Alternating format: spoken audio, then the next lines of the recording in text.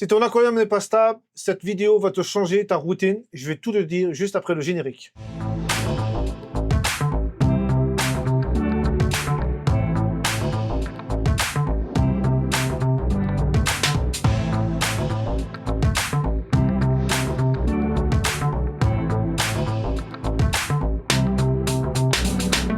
Alors nous avons des animaux à la maison, dans notre aquarium. Les coraux appartiennent à une famille d'animaux, donc il faut prendre soin d'eux. La première chose qui est à faire tous les jours est l'observation. L'observation, c'est quelque chose de fondamental sur un aquarium, c'est d'observer ces coraux, tous les coraux qu'on a achetés, que ce soit un Euphilia, que ce soit un Zoanthus, que ce soit une Acropora, que ce soit n'importe quel corail qu'on a acheté dans un magasin. Regardez scrupuleusement son corail, voir s'il n'a pas des symptômes de maladie, si son corail se porte bien, et si votre corail a une croissance. Et surtout quand on a acheté des nouveaux coraux, soit dans des magasins, soit par VPC, il y aura des facteurs qui vont peut-être vous permettre de dire que votre aquarium va bien ou va pas bien. La chose que je fais aussi souvent, c'est de vider le bol de l'écumeur. Je le vide tous les soirs, que je récupère du jus assez fort, assez désagréable à sentir. Vous le sachez très bien, messieurs, votre dame doit râler après vous parce que ça pue dans la cuisine. Donc si j'ai l'avantage d'avoir mon aquarium à part de la maison, les odeurs, c'est pour Bibi. Je regarde aussi si tout le matériel est bien fonctionnel à la journée, si j'ai pas eu par exemple les pompes doseuses ne sont pas déclenchées, si mes lampes marchent bien, c'est tout ce qui est électronique autour de l'aquarium, c'est-à-dire les lampes, les pompes doseuses, la pompe de remontée, si la lampe du refuge fonctionne, s'il n'y a pas de problème, si tous les poissons sont là aussi, voir s'il n'y a pas eu une mort certaine d'un poisson. De qualité d'eau, au niveau du poisson, si votre eau, il y a un souci ou quoi, je regarde si mon UV marche, si les températures sont bonnes aussi, parce que j'ai un afficheur électronique qui me dit la température de mon aquarium, si elle n'est pas trop basse, si elle n'est pas trop chaude, avec une alarme sur mon smartphone. Tous les jours, mon pH de mon bac, surtout le matin et le soir, un pH trop faible peut engendrer des nécroses sur les coraux et un pH trop fort peut engendrer une perte de croissance. Donc attention, ça c'est des paramètres qui sont pour moi très importants. On va passer maintenant sur des choses que je fais une fois par semaine, voire 2 fois par semaine. Donc ce sont les tests. Je vous ai sorti mes tests, ce sont des tests salifères qui pour moi est une gamme que tout le monde devrait avoir. Ça coûte 9 € et on fait 50 tests avec. Et ça, je fais ça généralement, je fais une fois le mercredi et je fais une fois le dimanche. Et je me base sur mon cache. Ça va me permettre aussi par rapport à mes coraux, par exemple, si je vois des coraux qui n'ont pas eu une croissance dans la semaine, ou si je vois il y a quelque chose qui ne colle pas dans mon corail, ça peut être une incidence aussi sur le cache. Cache, ça veut dire que les pompes doseuses peut-être ne marchent pas, peut-être peut-être il est cristallisé et il a bouché l'entrée de la pompe doseuse. Donc tout ça, c'est des facteurs qui peuvent se déclencher par rapport à l'observation des coraux. Et qui est important aussi, c'est attention, c'est la densité. Donc la densité, on prend ce genre d'appareil là, qui c'est un aéromètre, et on pèse le sel qu'il y a dans votre eau.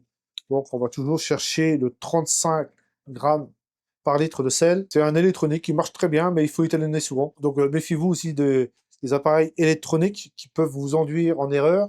Donc ici, j'ai un densimètre où on n'a pas besoin d'étalonner, et j'en ai un autre électronique quand j'ai pas envie de le mettre dans son éprouvette. Ces deux appareils-là sont très importants à faire aussi toutes les semaines. Quand on sait que notre densité est très bonne, on va pouvoir maintenant se lancer dans le test de calcium et dans le test de magnésium.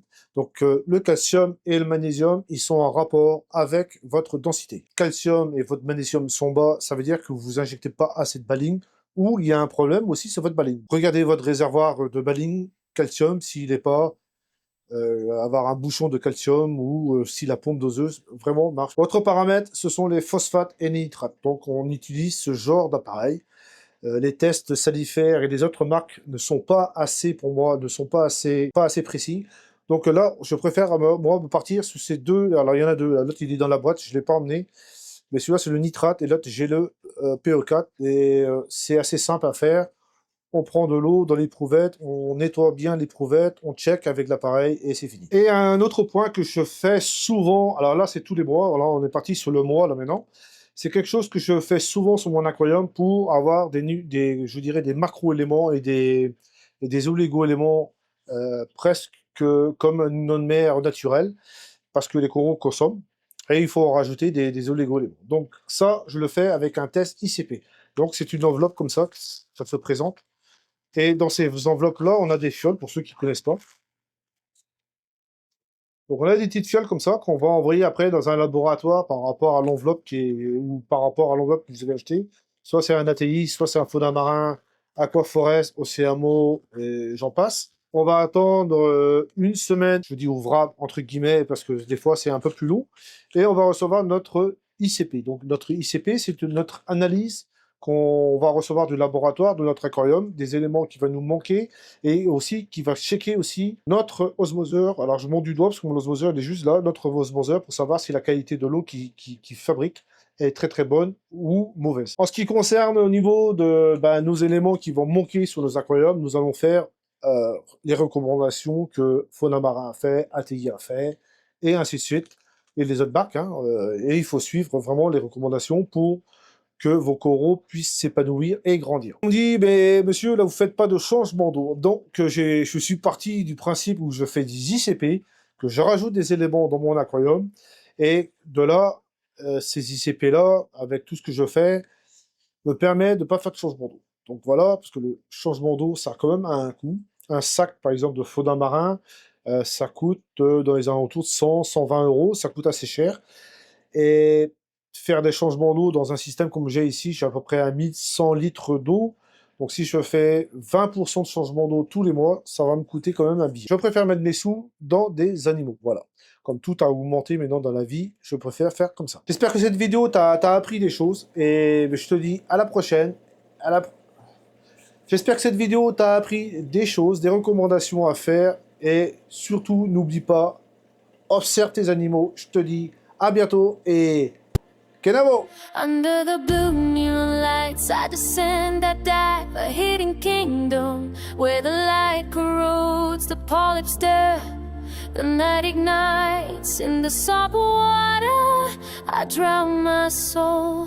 The fish start by flashes in the dark. The reef.